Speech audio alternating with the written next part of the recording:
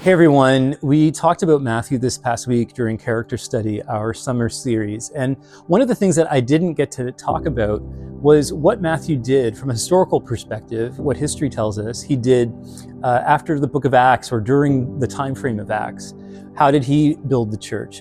One of the things was he remained in Judea and he began to preach to his own people.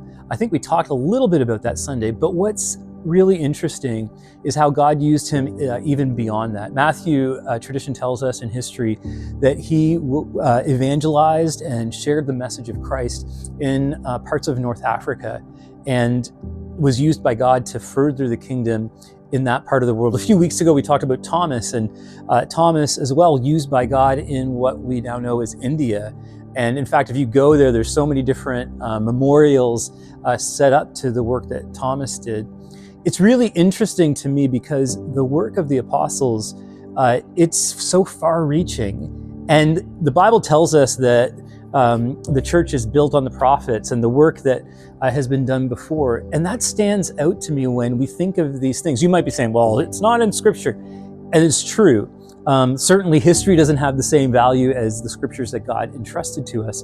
But it's still really interesting to know that what Matthew did went way beyond what we hear about in the stories that we hear in the Gospels. Why is that so important? Because he was awful. He was a tax collector. He was reviled. And yet God used him to reach his own people and then way beyond that into other parts of the world. This week, you might be feeling that, hey, I don't know that I really line up with or that I'm worthy of, or you fill in the blank of being connected to Christ. How could God want to use me?